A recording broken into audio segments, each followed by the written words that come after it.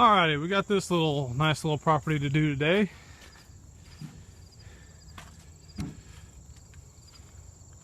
Yeah, I'd say that's pretty tall. Gonna have to do a lot of weed eating before we can even start cutting. So, and that is Cujo.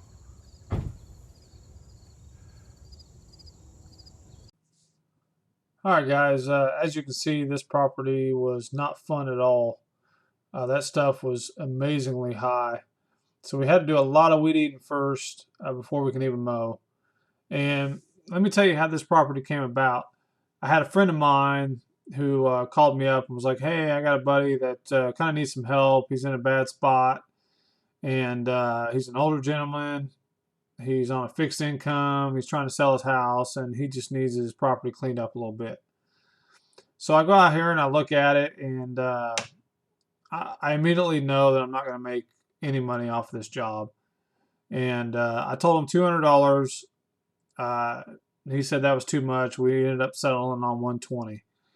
And I know you guys are shaking your head. Trust me, I was too. This is a problem I think a lot of new business owners get into.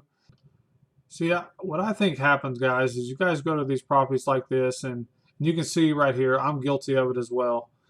And you start talking to these homeowners, and they want to get it done for the cheapest price possible, of course. But guys, you can't do properties like this and not make any money. Okay, you're wasting your time. You're putting a lot of wear and tear on your equipment doing these kind of properties, and you need to get paid for what you're worth. It's very, very difficult to make money in this business if you do what I did here. All right, guys. So let me tell you this story real quick. We get done mowing, we get done weed eating, and I go up to the house and I knock on the door and I tell him we're done. And he goes, "Hey, I want you to do one more thing. See those trees out in the yard? I want you to cut them down." And I was like, "Sir, are you sure you want me to cut those trees down? Those are some pretty nice trees." And he says, "Yeah, yeah, go ahead." And I asked him two more times, and I pointed out there, and I said, "Are you sure you want me to cut those trees down? The ones right there, those three right there in your front yard?" He says, "Yes." So he goes back inside, and so I go get my stuff, and I cut them down. Takes me 10, 15 minutes, no big deal. And I go knock on the door, tell him we're done. And he comes out, and he immediately throws a fit. He just starts yelling at me, "You cut down my trees."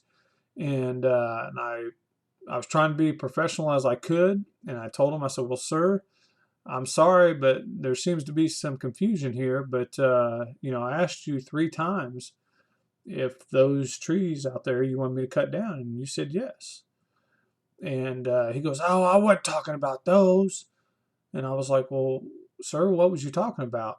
And come to find out, he was talking about some weeds that were growing up by a tree right by his house that we were like 2 feet from.